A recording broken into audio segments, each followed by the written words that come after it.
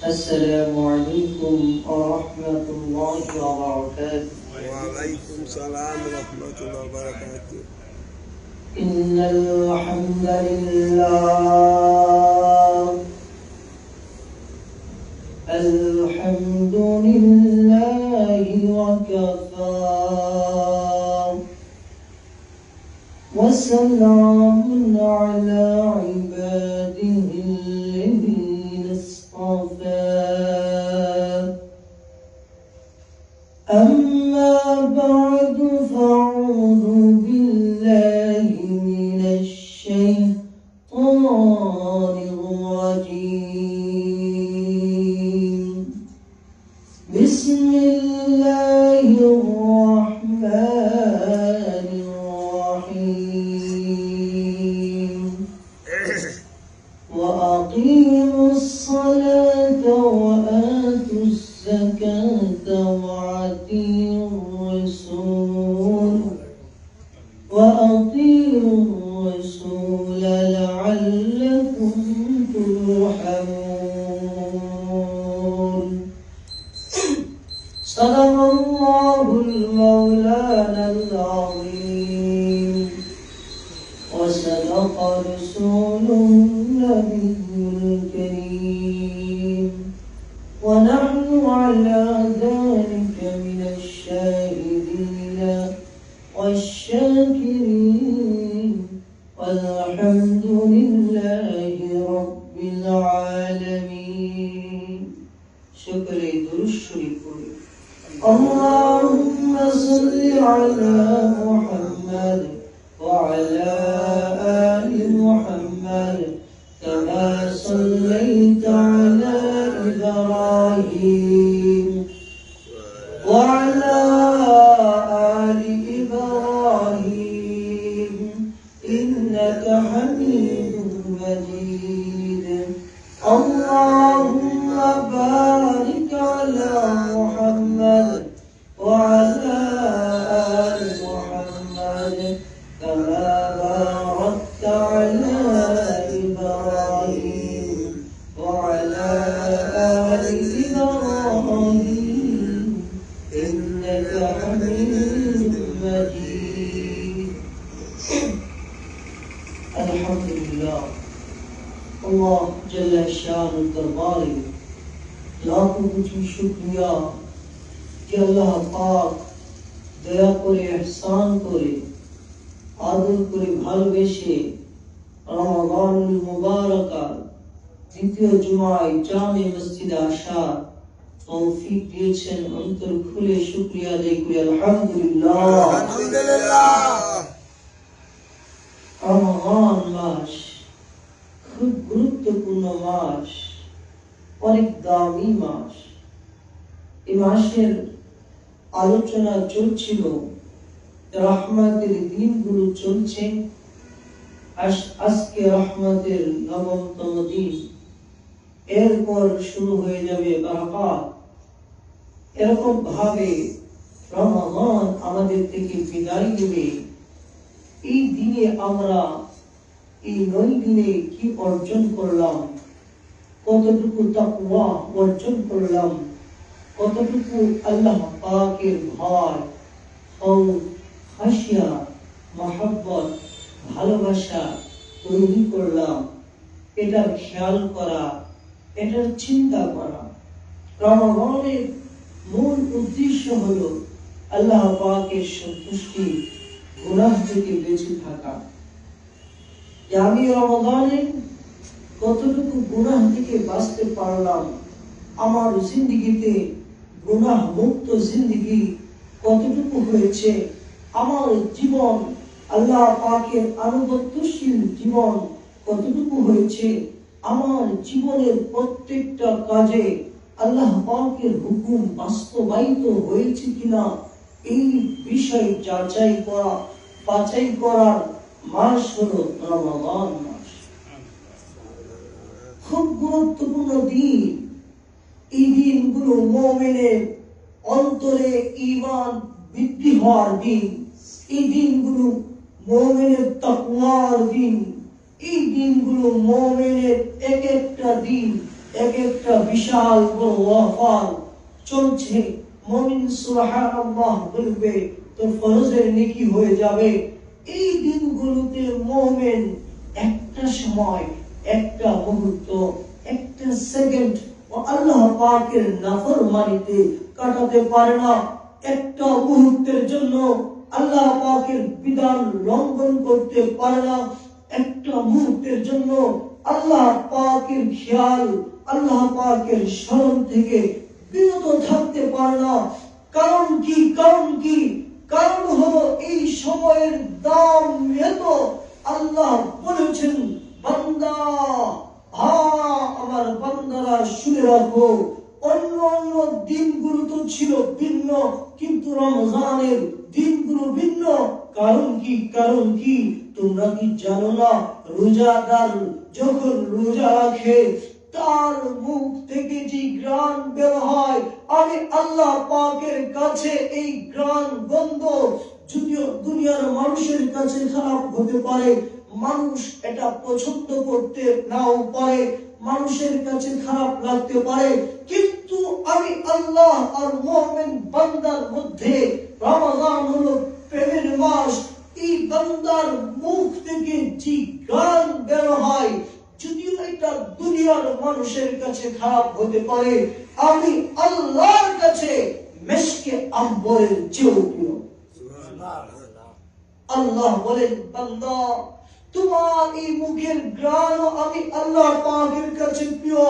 রোজাদার যখন ইফতারকে সামনে নিয়ে বসে আল্লাহ পাক গল্প করতে থাকে, ফেরেশতাদেরকে বলে, ও ফেরেশতারা, আমার বান্দারা খায় না কেন? বলে, আল্লাহ আপনি তো জানেন, আবার জিজ্ঞাসা কেন করছেন? আল্লাহ বলে, ফেরেশতা, জিজ্ঞাসা করছি তো করছি, কেন করছি জানো না? আমার বান্দা যে আমাকে সিজদা করতেছে, আমার বান্দা যে আমার ইবাদত করতেছে, তোমাদের মুখ থেকে তাদের প্রশংসা শুনলে আমি আল্লাহর ভালো লাগে। কারণ তোমরা বলেছিলা, ক্বালু বালা, তোমরা বলেছিলা, আমি আল্লাহ বলেছিলাম, ইন্নী জাইলুন ফিল আরদি খলিফা, আমি পৃথিবীতে আমার প্রতিনিধিত্ব করবে ইনসান পাঠাতে চাই। তোমরা বলেছিলা, আল্লাহ আমরাই তো নামাজ পড়ি, আমরাই তো সিজদা দিই, আমরাই তো যথেষ্ট, মানুষের দরকার কি? তারা দুনিয়াতে গিয়ে ঝগড়া করবে, ফাসাদ করবে, খুনাখানি করবে, আল্লাহ দরকার নেই। আমি আল্লাহ বলেছিলাম, না না না, ও ফেরেশতারা, আমি আল্লাহ যা জানি, ইন্নী আ'লামু মা লা তা'লামুন, আমি আল্লাহ যা জানি তোমরা তা জানো না। এই যে তোমরা না করেছিলে, এজন্য তোমার মুখ থেকে আমার বান্দা বান্দির প্রশংসা শুনলে আমি আল্লাহর ভালো লাগে। এই জন্য আমি আল্লাহ তোমাদেরকে জিজ্ঞাসা করি, ও ফেরেশতারা, আমার বান্দার সামনে ইফতার আছে, মুড়ি আছে, আপেল আছে, মাল্টা আছে, খাবারের কোনো অভাব নেই, কোনো কমতি নাই, সাজগুজের কোনো কমতি নাই, প্লেট সাজাইছে ঘরের মধ্যে, কিন্তু আমার বান্দা কেন খায় না? ফেরেশতারা বলে, আল্লাহ আপনি হালালটাকে বলেছেন নিষেধ, বান্দা সূরা সাদের থেকে নিয়ে সূর্য ডোবা পর্যন্ত হালাল খাবারও খাইবা না। হারাম তো দূরের কথা, আপনার ভয়ে বান্দা হালালটাও মুখে দেয় না। এটাই হলো তাকওয়া, এটাই আল্লাহ পাকের, এটাই আল্লাহ পাকের মহব্বত। খাবার ছিল হালাল, আপেল ছিল হালাল, মুড়ি ছিল হালাল, সমস্ত খাবার ভাত ছিল আমার জন্য হালাল, কিন্তু আমার আল্লাহ বলেছেন, বান্দা তোর সাথে আর আমার সাথে ইশকের সম্পর্ক আমি আল্লাহ না করলাম, খাবি না, হালালটা না করলাম, হারাম তো দূরের কথা, হারাম থেকে তো দূরে থাকবেই, আমি আল্লাহ হালাল থেকে দূরে থাকতে নিষেধ করেছি। তোমার আর আমি আল্লাহর সাথে প্রেমের সম্পর্ক এত, আমি আল্লাহর ভয়ে সামনে হালাল খাবারের অভাব নাই, কিন্তু বান্দা মুখে দেয় না। এটা হলো বান্দার মাঝে আল্লাহ পাকের মাঝে প্রেমের আলাপ। যারা এই প্রেমে পড়ছে তারা রোজার মজা বুঝে, যারা এই প্রেমের স্বাদ পাইছে তারা রোজার মজা বুঝে। আর যাদের ভিতরে প্রেমের স্বাদ নাই, যাদের ভিতরে আল্লাহ পাকের ইশকের স্বাদ নাই, যাদের ভিতরে মুমিনের স্বাদ নাই, তারা দিনে দুপুরে রাস্তায় সিগারেট খায়। এরকম লোক আছে না নাই? বেহায়া, বেশরমা, নালায়েক, অপদস্থ মুসলমানের সন্তান হয়ে রাস্তার মধ্যে রমজানে দিন দুপুরে খায়। আল্লাহ পাকের ভয়, ইত্তাকুল্লাহ, তাকওয়া তার ভিতরে নাই, আল্লাহ প্রদত্ত ভয় তার ভিতরে নাই, আল্লাহ পাকের বন্ধুত্বের মহব্বতের যে ডাক আল্লাহ দিয়েছিল সে গ্রহণ করে না। সে কি জবাব দিবে? এটা সে যেন প্রস্তুতি গ্রহণ করে, সেজন্য জবাব দেওয়ার প্রস্তুতি গ্রহণ করে। রোজা না রাখলে শাস্তি, আল্লাহ বলেছেন রোজার শাস্তি এরকম, একটা রাখবা না 60টা রাখতে হবে। একটা রোজা ভাঙবা তো বান্দা শুনে রাখো, বান্দি শুনে রাখো, একটা রোজা ইচ্ছা করে ভাঙবা তো একটা রোজার বদলে 60টা রোজা রাখবা, তারপরেও রমজানের একটা রোজার সম পরিমাণ হবে না। তাও রাখবা যে ধারাবাহিক ভাবে রাখতে হবে। 60টা রাখবা, মাঝখানে একটা ভেঙে গেছে, হবে না আবার প্রথম থেকে 60টা রাখবা। তাহলে কি গুরুত্ব কেলেই হবে না। আল্লাহ তো বলেছেন যে রোজাদারের গান, মুখের গান আমার কাছে মেশকে আম্বরের চেয়ে বেশি, এই জন্যই তো রোজার গুরুত্ব। আল্লাহ বলেছেন as-sawmu li, এই রোজাটা শুধু আমি আল্লাহর জন্য। যেটা আমি রবের জন্য হয় এটার প্রতিদানও বেশি হয়। সুতরাং এর প্রতিদান ফেরেশতা দিবে না, এর প্রতিদান কোন নবী দিবে না, এর প্রতিদান কোন কারো মাধ্যমে দেওয়া হবে না। আমি আল্লাহ রোজাদারদের প্রতিদান দেব। as-sawmu li ওয়া আনা আজজি বিহি, আমি আল্লাহ স্বয়ং এর প্রতিদান দান করব। দুনিয়ার কোন মানুষ জানে না, কোন নবী জানে না, কোন ওলি জানে না, কোন আউলিয়া জানে না রোজাদারের প্রতিদান কি।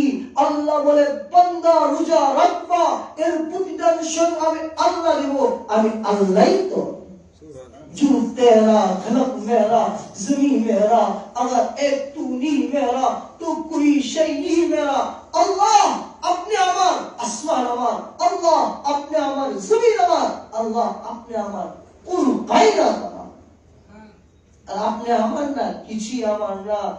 যে আল্লাহ না, কোনো কিছু আমার না, সে যদি দুনিয়ার বাদশা হয় কোনো কিছু তার না, সে যদি গোটা অর্ধ জাহানের মালিক হয় কোনো কিছু তার না, আর যে আল্লাহর হয়ে যায় সে যদি ফকির হয়, জঙ্গলের বাপ তার কথা শুনে, সে যদি গরিব হয় তার ঘরে খাবার নেই কিন্তু পশু পাখি সহ তার কথা শুনতে বাধ্য। কারণ জু তেরা খলক মেরা জমিন মেরা, अगर एक तू नहीं मेरा तो कोई शै नहीं मेरा। আল্লাহ তুমি তো আমার, সব আমার, তুমি আমার না তো কোনো কিছু আমার না। আল্লাহ হয়ে গেছে তো বাঘকে বলছে বাঘ থাম, বাঘ মাথা নত করে রেসকে গুটিয়ে পায়ের সামনে এসে বসে গেছে। আল্লাহ হয়ে গেছে, সমুদ্রকে হুকুম দিয়েছে সমুদ্র পানি বর্ষণ কর। ওমর রাদিয়াল্লাহু তাআলা আনহু নীলের দুনিয়ার মধ্যে, বাহরে নীলের মধ্যে চিঠি পাঠাইলেন যে যদি তুমি আল্লাহ পাকের গোলামি করে থাকো পানি পাহাড় করো, পানি বের করো। চিঠি পাঠাইতে দেরি, ছোট্ট কাগজের টুকরার মধ্যে শুধু এতটুকু লেখা, পানি উঠতে দেরি হয় না। এটা হলো আল্লাহ পাকের ইশওয়ালাদের কথার তাসির প্রভাব। এজন্য রমাদান তো মুত্তাকি হওয়ার মাস। যারা এই মুত্তাকি হওয়ার সুযোগকে গ্রহণ করে না তারার মতো কপাল পোড়া, হতভাগা, দুশ্চিন্তাগ্রস্ত মানুষ আল্লাহ পাকের জমিনে হতে পারে। আমাদের দিল তো দুনিয়ামুখী, আমাদের দিল হলো মানুষমুখী, আমাদের দিল হলো সম্পদমুখী। এই জন্য আমরা এগুলোর মজা বুঝি না, ইবাদতের স্বাদ বুঝি না, ইবাদতের মজা বুঝি না। ইবনে সিরিন রাহমাতুল্লাহি আলাইহিকে বলা হয়েছিল, ও ইবনে সিরিন, কিয়ামতের ময়দানে আল্লাহ যদি তোমাকে বলে তাহলে তুমি আল্লাহর কাছে কি চাইবা? বলে আমাকে কিয়ামতের ময়দানে আল্লাহ যদি বলে ইবনে সিরিন তুমি আমার কাছে কি চাও, আমি আল্লাহকে বলবো আল্লাহ তোমার জান্নাত চাই না, আল্লাহ তোমার নাজ নিয়ামত চাই না, আল্লাহ আমি ইবনে সিরিন তোমাকে একটা সিজদা দিতে চাই। লোকেরা বললেন হযরত এই কথা কেন, এই কথা কেন, জান্নাত চাইবেন না, নাজ নিয়ামত চাইবেন না, সিজদা দিতে চান? বলে ও দুনিয়ার মানুষেরা শুনো, জান্নাতটা তো আমার সুখের জন্য আর সিজদাটা আমার মাওলাকে রাজি করার জন্য। সুতরাং যে কাজে আমার মাওলা রাজি হবে এই কাজ মুমিন করবে, যে কাজে আমার মাওলা নারাজ হবে এই কাজ মুমিন করবে না। জান্নাতের দরকার নাই মাওলাকে নারাজ করে, আমি মাওলাকে সিজদা দিতে চাই কারণ সিজদায় আমার মাওলা খুশি। কিন্তু আমাদের দিলের মধ্যে তো এটা কি ঢুকে না। আমি আপনাদের সামনে কোরআনে কারীমের যে আয়াতে কারীমা পড়েছি, এই আয়াতে কারীমার মধ্যে আল্লাহ তাআলা তিনটা কথা বলেছেন। কয়টা কথা? তিনটা কথা বলেছেন। তিনটা কাজ করলে একটা ফায়দা হবে, আল্লাহর রহমত নাযিল হবে। এক নম্বর ওয়াকিমুস সালাত ওয়া আতুজ যাকাত ওয়া আতিউর রাসূল। আল্লাহ বলে ও বান্দারা তিনটা কাজ করবা। এক নম্বর ওয়াকিমুস সালাত, নামাজ কায়েম করবা। কি করবা? নামাজ কায়েম করবা। নামাজ কায়েম করার অর্থ কি? নামাজ কায়েম করার অর্থ হলো শুধু নিজে নামাজ পড়া না, পুরা সমাজের মধ্যে নামাজ কায়েম করা, ঘরের মধ্যে নামাজ কায়েম করা, নিজেও পড়া, জাতিকেও নামাজের তালিম দেওয়া। এই জন্য কবি বলেছেন ও নামাজি নামাজ পড়ো, নামাজ দিয়ে সমাজ কেন গড়ো না। ও নামাজি নামাজ পড়ো, নামাজ দিয়ে সমাজ কেন গড়ো না। ঠিক নাকি? ঠিক। আমাদের নামাজ শুধু মসজিদে, মসজিদ থেকে বের হলে আর নামাজ নাই, আছে না নাই? নামাজ দিয়ে সমাজ করতে হবে। মসজিদে যেরকম নামাজের মাধ্যমে আল্লাহ পাকের বিধানকে কায়েম করেছে, সমাজেও আল্লাহ পাকের বিধানের মাধ্যমে নামাজকে প্রতিষ্ঠিত করবে, আল্লাহ পাকের হুকুমকে কায়েম করবে।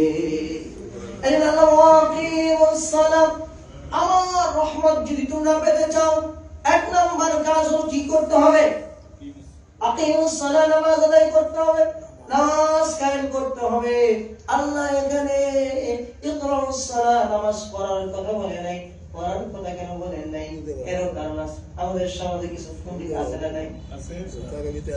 অনেক পণ্ডিত আছে। কিছু পণ্ডিত আছে কয় আল্লাহ তো পুরা কোরআনের মধ্যে নামাজ পড়ার কথা কইছে না, আল্লাহ কায়েম করার কথা কইছে। আছে না নাই? আল্লাহ কেন পড়ার কথা বলে নাই? তুমি কোরআনে বুঝো নাই। তুমি যে আল্লাহ পড়ার কথা কইতো, তাইলে কিন্তু আল্লাহ পড়ার কথা কইছে, কায়েম করার কথা কইছে না। পরে কি দিয়া? পরে কি দিয়া? আপনি যে একটা পড়া পড়বেন, এটা কি দিয়া পড়ে? মুখ দিয়া। কি দিয়া? মুখ দিয়া পড়ে। কোরআন পড়বেন কি দিয়া? বই পড়বেন কি দিয়া? এই দেয়ালে লেখা আছে, কি দিয়া পড়বেন? মুখ দিয়া। আল্লাহ যদি কোরআনে বলতো নামাজ পড়ো, এই পণ্ডিতরা হয়তো আল্লাহ বলেছে নামাজ পড়তে, সুতরাং আমি নামাজ পড়ি, নামাজ পড়ি, নামাজ হয়ে গেছে। কারণ পড়ার জন্য মুখ শব্দ, মুখ ছাড়া পড়া যাবে না। অন্য কোনো জিনিস দিয়ে পড়া যাবো? হাতে পড়তে হবে, চোখ দিয়ে পড়তে পারবেন? চোখ দিয়ে দেখতে হবে, দেখে মুখে পড়তে হবে। ওই পণ্ডিত মশাইগুলো বলতো আল্লাহ তো বলেছে নামাজ পড়ার জন্য, সুতরাং আমরা নামাজ পড়ি, নামাজ কায়েম করি না। আল্লাহ কেন নামাজ কায়েমের কথা বলেছেন? কায়েম করতে হলে হাত লাগবে, চোখ লাগবে, নাক লাগবে, মাথা লাগবে, গোটা দেহ লাগবে। শুধু একা মুখ দ্বারা নামাজ কায়েম হবে না। সুবহানাল্লাহ। এজন্য আমার আল্লাহ বলেছে ওয়াকিমুস সালাত, নামাজ কায়েম করো। নামাজ কায়েম করতে যায় তোমার হাতের দরকার হতে পারে। হাত কিভাবে দরকার হবে?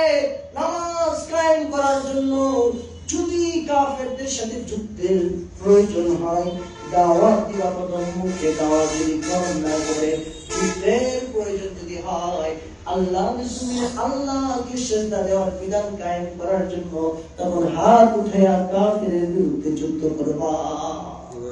এই যুদ্ধের জন্য শর্ত আছে, শুধু পাল্লাই দেবে না, একটা শর্ত আছে। শর্ত সাপেক্ষে জিহাদ করবে। জিহাদের শর্ত আছে। জিহাদকে আজকে জঙ্গি বানাইছে। জিহাদ মূলত জঙ্গি না, জিহাদের শর্ত আছে। মুসলমান যখন যেদিন জিহাদ বলে গেছে, এদিন থেকে মুসলমানদের লাঞ্ছনা বঞ্চনা হওয়া শুরু হয়েছে। এটাকে জঙ্গি আখ্যা দিয়ে মুসলমানদেরকে, মুসলমানের সন্তানদেরকে এর থেকে বিরত রাখা হয়েছে। জিহাদের শর্ত আছে। রোগী ডাক্তারের কাছে গেছে, ডাক্তার রোগীর হাত পচা ধরছে, হাত কাটবে, এখন ডাক্তারে কি ডাকাত বলা যাবে? ডাক্তারকে কি বলতে হবে? ডাক্তার কারণ তার প্রয়োজনে সাহায্য। অমুসলিম যারা আল্লাহ জমি আল্লাহর বিধান মানে না, আল্লাহকে যারা মানে না, তাদেরকে চিকিৎসা করার জন্য তরবারির প্রয়োজন আছে না নাই? এটাকে বলে ডাক্তারি চিকিৎসা। এটা তাদের উপর জুলুম না। তাদেরকে জবান দ্বারা বোঝানো হবে, জবানে যখন তরবারি ধরতে হবে। এজন্য আল্লাহ বলেছেন আল্লাহর জিহাদ সমাজে কায়েম করবা। নামাজ কায়েম করতে গেলে দুটা দেহের প্রয়োজন হবে, শুধু তারা হবে না। আল্লাহ তো জানেন যে এরা উন্নতি করবো।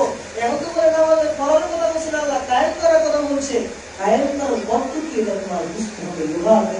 শরীয়তে এর কি অর্থ বলেছে। এরপর আল্লাহ 2 নম্বর কথা বলছেন ওয়াআতুজ যাকাত, যাকাত আদায় করো। কি আদায় করো? যাকাত আদায় করো। যাকাত নিয়ে আজকে আলোচনা করবো আমরা। তারপর 3 নম্বর ওয়াআতিউর রাসূল, 3 নম্বর রাসূলের অনুসরণ করো। কার অনুসরণ? লাআল্লাকুম তুরহামুন। আল্লাহ বলে 3টা কাজ করবা, 3টা কাজ করবা এজন্য আমি আল্লাহ তোমাদের উপর দয়া করতে পারি। আর এই 3টা কাজ করলে আল্লাহ দয়া করবেন। আল্লাহর দয়া পেলে কয়টা কাজ করতে হবে? 1 নাম্বার কি? নামাজ, ওয়াকিমুস সালাম। 2 নাম্বার কি? যাকাত। 2 নাম্বার কি? 2 নাম্বার কি? যাকাত। 3 নাম্বার কি? রাসূলের অনুসরণ। তুমি 3টা কাজ আমার উম্মতরা করলা, আমি আল্লাহ অবশ্যই তোমাদের উপর দয়া করব। এখন আপনি দেখেন আপনার জিন্দেগিতে এই 3টা কাজ আছে কিনা। নামাজের আলোচনা করবো না, রাসূলের অনুসরণের আলোচনা আছে কিনা, আজকে যাকাতের আলোচনা। ওয়াআতুজ যাকাত, আল্লাহর রহমত যদি পেতে চাও যাকাত আদায় করো। যাকাত আদায় করো। যাকাত শব্দের অর্থ জানা দরকার আছে না নাই? যাকাত শব্দের অর্থ বৃদ্ধি করা। কি করা? বৃদ্ধি করা না কমা? যাকাত শব্দের অর্থ কি? বৃদ্ধি হওয়া, বরকত হওয়া, পবিত্র হওয়া। যাকাত শব্দের অর্থ কি? বৃদ্ধি করা, পবিত্র করা, বাড়া। যে জিনিস বাড়ে এটা কি বলা হয়? যাকাত বলা হয়। যাকাত শব্দের অর্থ কি? বৃদ্ধি হওয়া। যাকাত শব্দের অর্থ কি? বৃদ্ধি হওয়া। এর শাব্দিক অর্থ, পারিভাষিক অর্থ। শরীয়তের পরিভাষায় যাকাত বলা হয় রাসূলের আওলাদ বনি হাশিম, রাসূলের বংশধরকে যাকাত দেওয়া যাবে না। কারণ তারা সম্মানিত, তাদেরকে যাকাত দেওয়া শরীয়ত হারাম করেছে। তাদেরকে যাকাত দেওয়া যাবে না, তাদেরকে হাদিয়া দিতে হবে। কি দিতে হবে? হাদিয়া দিতে হবে। যাকাত দেওয়া যাবে না। যাকাতের মাল আওলাদে রাসূল খাইতে পারবে না। যাকাতের মাল বনি হাশিমকে দেওয়া যাবে না, কারণ বনি হাশিম সম্মানিত, তাদেরকে যাকাতের মাল দেওয়া নিষেধ করেছেন কে? আল্লাহ। তাদেরকে হাদিয়া দিতে হবে। সম্মানিত মানুষের সাথে আওলাদকে যাকাত দেওয়া যাবে না। এবং বনি হাশিমের যারা খাদেম, তারা জীবিত আল্লাহ তাআলার সন্তুষ্টির জন্য। কার সন্তুষ্টির জন্য? আল্লাহর সন্তুষ্টির জন্য নির্ধারিত মালের মালিক হলে 1 বছর অতিবাহিত হলে এর 40 ভাগের 1 ভাগ কোন গরীব মিসকিনকে দেওয়ার নাম হলো যাকাত। তাহলে যাকাত শব্দের অর্থ কি করলাম না? বৃদ্ধি করা। যাকাত শব্দের অর্থ কি? 2 নম্বর হলো যাকাত শব্দের পারিভাষিক অর্থ হলো বনি হাশিম বিদিত এবং তাদের আযাদ থেকে গোলাম বিদিত আল্লাহর সন্তুষ্টির জন্য নির্ধারিত মালের মালিক হলে তার উপর যাকাত কি হবে? খরচ হবে। আর নির্ধারিত মাল কি? 2টা জিনিসের হিসাব করা হয়। কয়টা জিনিসের? একটা হলো স্বর্ণ আর একটা হলো রূপা। একটা হলো স্বর্ণ আর একটা কি? রূপা। মাসালা বলতেছি, ভালোভাবে খেয়াল সহকারে শুনুন। যাকাত কার উপর খরচ হবে? একটা হলো স্বর্ণ আর একটা হলো কি? রূপা। স্বর্ণের নিসাব হলো 7.5 ভরি। স্বর্ণের নিসাব কত ভরি? 7.5 ভরি স্বর্ণ। রূপার নিসাব হলো 52.5 ভরি। কতগুলি 52 গুলি। তাহলে স্বর্ণ রূপা থেকে শরীয়তের মাসালা হলো যেটা দ্বারা গরিবের উপকার বেশি হয় এটা দিয়ে যাকাত দিতে হয়। স্বর্ণের নেশাব যদি আমরা ধরি তাহলে দেখা যাবে 8-9 লাখ টাকা হলে একজনের যাকাত খরচ হবে। কিন্তু যদি আমরা রূপার নেশাব ধরি বর্তমান বাজার দরে আজকের বাজার দরে 22 ক্যারেট রূপা 2500 টাকা করে যদি আমরা সম্পূর্ণ ধরি তাহলে হয় 52.5 রূপার দাম হয় 1,31,250 টাকা। 1,31,250 টাকা। এই 1,31,250 টাকার মালিক যদি কেউ হয় তার উপর যাকাত খরচ হয়। তার উপর কি হবে? যাকাত খরচ হবে। তাহলে আমরা যাকাত খরচ হওয়া কার উপর খরচ হবে জানলাম? যার কাছে 1,32,000 ধরে বোঝার জন্য 1,32,000 টাকা যদি কারো কাছে থাকে তাহলে তার উপর কি হবে? যাকাত খরচ হবে। এই টাকাটা থাকতে হবে 1 বছর। কয় বছর? 1 বছর। আজকের দিনে যদি আপনি 1,32,000 টাকার মালিক হয়েছেন, আগামী বছর এই দিনে আপনার কাছে 1,32,000 টাকা যদি থাকে তাহলে আপনার উপর যাকাত খরচ হবে, অন্যথায় খরচ হবে। মাঝখানের হিসাব হবে না। মাঝখানে যদি টাকা করে না যান তাহলে হিসাব হবে না, বাড়লে হিসাব হবে না। হিসাব হবে শুরু এবং শেষ। আজকে 1,32,000 টাকা আছে, আবার আগামী বছর এই দিনে আপনার কাছে 1 কোটি টাকা আছে, তাহলে 1 কোটি টাকার হিসাব করে যাকাত দিতে হবে। কথা বুঝতেছেন? হিসাব হবে কিসের? বছরের শুরু এবং শেষ। যাকাতের হিসাব কিসে হবে? বছরের শুরু এবং বছরের শেষ। এই জিনিস হিসাব করে যাকাত। আমি যাকাত দিলে ফায়দা কি? এরপর যাকাতের মাসালা হলো আজকে সময় যাকাতের ফায়দা। যাকাত হলো গরিবের হক। এটা গরিবের উপর আল্লাহ তাআলা খরচ করেছেন। আল্লাহ রাসূল সাল্লাল্লাহু আলাইহি ওয়াসাল্লাম হাদিসে বলেন, قال النبي صلى الله عليه وسلم بني الإسلام على 5 شهادة أن لا إله إلا الله وأن محمدا عبده ورسوله وإقام الصلاة وإيتاء الزكاة والحج وصوم رمضان। আল্লাহ রাসূল বলেন ইসলামের মূল ভিত্তি কয়টা? 5টা। ইসলামের মূল ভিত্তি কয়টা? 5টা। সবাই বলেন ইসলামের মূল ভিত্তি কয়টা? 1 নাম্বার হলো এই কথা সাক্ষ্য দেওয়া লা ইলাহা ইল্লাল্লাহ মুহাম্মাদুর রাসূলুল্লাহ। আল্লাহ ছাড়া কোনো মাবুদ নাই, মুহাম্মদ সাল্লাল্লাহু আলাইহি ওয়াসাল্লাম আল্লাহ তাআলার রাসূল। এই কথা সাক্ষ্য দেওয়া। 2 নম্বর হলো ওয়াকিমুস সালাহ, নামাজ কায়েম করা। 3 নম্বর ওয়াতুজ যাকাত। 3 নম্বর কি? যাকাত আদায় করা। ইসলামের 3 নম্বর স্তম্ভ হলো যাকাত আদায় করা। এই যাকাত যখন বান্দা আদায় করবে, বান্দি আদায় করবে, আল্লাহ তাআলা তার মালকে বৃদ্ধি করে দিবেন। যাকাত আদায় করলে আল্লাহ ধন সম্পদ বাড়াবেন না কমাবেন? বাড়াবেন না কমাবেন? বাড়াবেন। এরকম ভাবে বাড়াবেন, এরকম ভাবে বাড়াবেন আপনি কল্পনাও করতে পারবেন না। যারা সম্পদের মালের যাকাত দিবে আল্লাহ তাআলা তাদের সম্পদকে নষ্ট করবে না। অনেকে দেখা যায় অনেক গরিব হয়ে যায়, কিন্তু কিছুদিন পরে আবার ফকির হয়ে যায়। সে তার মাল সঠিকভাবে যাকাত আদায় করে নেয়। যাকাত আদায় না করার কারণে আল্লাহ তাআলা তাকে যে নিয়ামত দিয়েছিলেন এই নিয়ামতকে ছিনে আল্লাহ তাআলা। এজন্য যাকাত হলো গরিবদের হক। গরিবের হক যখন আপনি আদায় করবেন তাহলে আল্লাহ তাআলা আপনার হক আদায় করবে। যাদের সম্পদ আছে প্রয়োজন অতিরিক্ত মাল, যে ঘরের আসবাবপত্র, আপনার থাকার ঘর এবং খাওয়া দাওয়া, 1 বছরের খাওয়া দাওয়া, বাকি মাসালা 40-50টা মাসালা আগামী সপ্তাহ বলবো ইনশাআল্লাহ। আজকে আর মাসালা বলা যাবে না। এই যে খাওয়া দাওয়া ছাড়া আপনার চলাফেরা, প্রয়োজনীয় আসবাবপত্র ছাড়া অতিরিক্ত যে জিনিস আছে ওই জিনিসের হিসাব করে, ওই জিনিসের হিসাব করে 1 বছর অতিবাহিত হলে তার উপর যাকাত দিতে হবে। আপনার থাকার জন্য একটা ঘর আছে, এই ঘরের যাকাত দিতে হবে। আপনার এই বাবা এই কথা বলেন মাসালা বুঝতেছ না? মাসালা শুনে আপনার ঘর আছে, 10টা ঘর আছে। কয়টা ঘর আছে? 10টা ঘরের ভাড়া আসে মাসে আপনার 1 লাখ টাকা। এই ভাড়ার টাকার উপর আপনার যাকাত দিতে হবে। আপনার দোকানে ব্যবসার পণ্য আছে, মাল আছে, ব্যবসার মালের উপর আপনার যাকাত দিতে হবে। ঘরে দেখ দিচ্ছি ব্যবহারের জন্য, এগুলো যাকাত দিতে হবে না, এগুলো কিনতে হবে না, যাকাত দিতে হবে। ব্যবসায়ী পণ্য এগুলোর যাকাত দিতে হবে, দোকানের মালের যাকাত দিতে হবে, ভাড়া টাকার যাকাত দিতে হবে। আপনি খেয়াল করে খেত খামারের মধ্যে আপনার 1 বছর চলার জন্য যতটুকু দাম লাগে, ধরেন 1 বছরে আপনার খেত থেকে 100 মণ দাম হয়, আপনার পরিবারে চলার জন্য 1 বছরে 50 মণ লাগে, আর 50 মণ কি অতিরিক্ত, তাহলে 50 মণের যাকাত দিতে হবে না, অতিরিক্ত 50 মণের দিতে হবে, যাকাত দিতে হবে। তা বিক্রি করে তার 40 ভাগের 1 ভাগ দান করতে হবে গরিব মিসকিনকে। যাকাত দান করলে সব ফায়দা কি? গরিব মিসকিনদেরকে দান করলে ফায়দা কি? গরিব মিসকিনদেরকে দান করার ফায়দা হলো, আমি লেখাপড়া করছি ঢাকা জিন্দিরা কেরানীগঞ্জ বিশাল বড় একটা কবরস্থান আছে, ইমামবাড়ি কবরস্থান। এই কবরস্থানটা করছে আপনার হাফেজ খালিফা হাজর রহমতুল্লাহ আলাইহি, নাম শুনছেন আপনারা?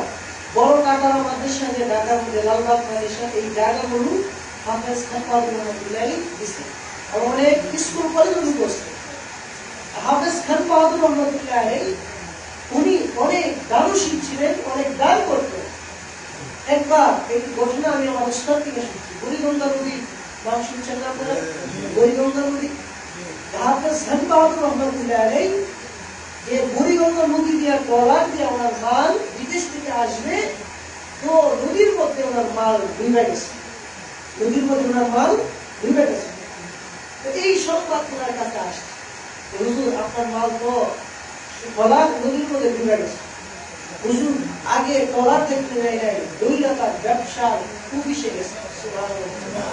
কি মা তুমি যেটা বলছে এই বছর যাকাত সঠিকভাবে দেওয়া হয়েছে কিনা দেখো, সব খাওয়া দেখলেন, দেখলেন সম্পদের যাকাত পাই টু পাই দেওয়া হয়েছে, বলে আমার ট্রলার ডুবতে পারে না। সুবহানাল্লাহ বলুন না? কি মা আমার ট্রলার ডুবতে পারে না, চলো দেখি। ঠিকই বুড়িগঙ্গা নদীর পাশে গিয়ে দেখে যে নদীর কিনারে এই সময় ট্রলার লেগে গেছে।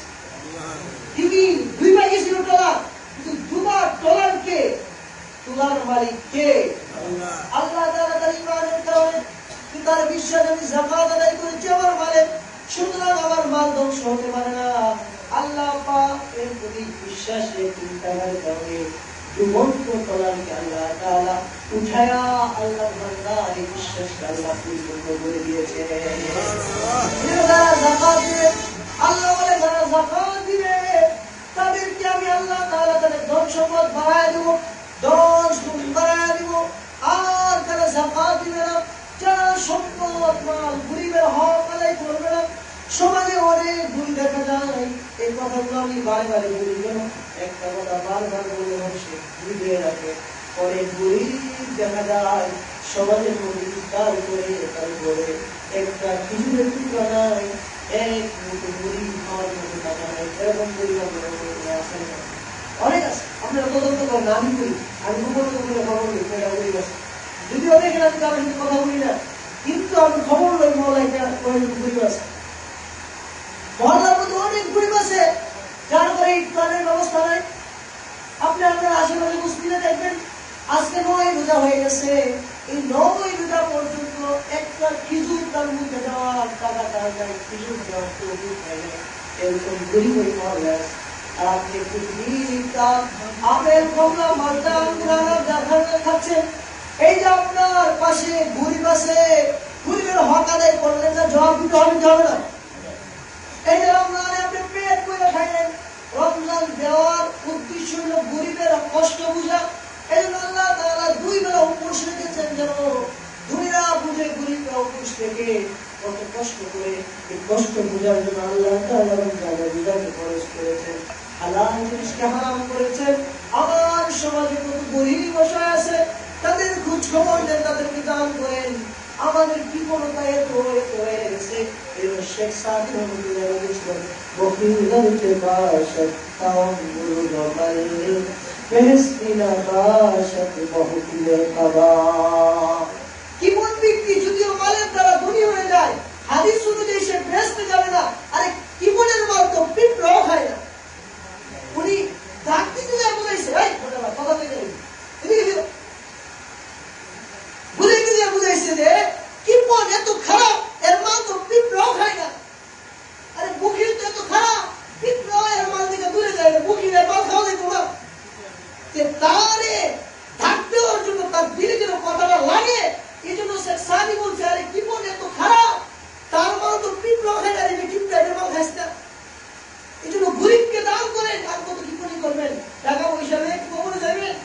গেছে কেউ কবরে?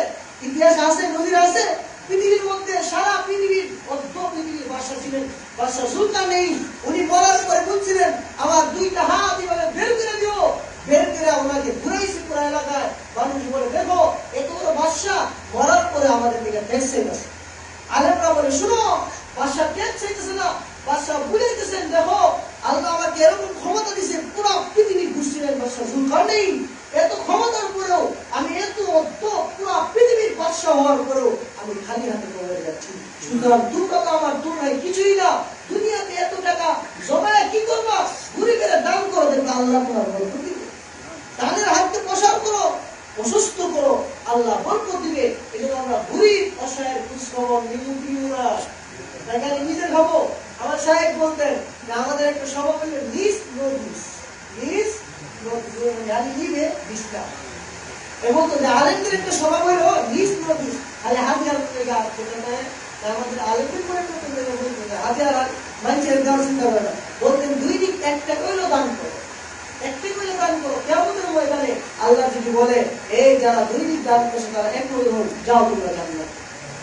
তাহলে আমার খাতার নাম তো জান্নাতের নাম হয়ে যাবে। কিন্তু আপনার সামর্থ্য আছে, এক টাকা দান করেন, এক টাকাও অনেক বড় আল্লাহর কাছে পাহাড়ের থেকে বেশি সওয়াব হতে পারে যদি টাকাটা রাস্তায় সুবিধা হয়। আরেকজন 1 কোটি টাকা দান করছে, 1 টাকা দান করে যে সওয়াব পাইছে 1 কোটি দান করে সওয়াব পাইতে নাও। এই জন্য আপনি গরিব অসহায় যারা মহল্লার মধ্যে আছে তাদের খোঁজ খবর নিব তো আমরা ইনশাআল্লাহ। শুধু খোঁজ খবর নেন, আবার দিয়ে আসে না, ঘুরা দেন না, কে খাওয়া হবে। এই দুনিয়াতে আমাদের ভিতরে আছে, খোঁজ খবর নেওয়া, ঘুরা দেওয়া যাবে না। আপনি দিনে এসে ভাই এটা হাদিয়া ব্যবহার করবেন, তাহলে আপনি সব পাবেন। রসুলের সুন্নাত জিন্দা করার জন্য আল্লাহ পাক গরিব অসহায়দের খোঁজ খবর দেওয়ার তৌফিক দান করুন, সঠিকভাবে যাকাত আদায় করার তৌফিক দান করুন। সামনে আলোচনা হবে। আলহামদুলিল্লাহ।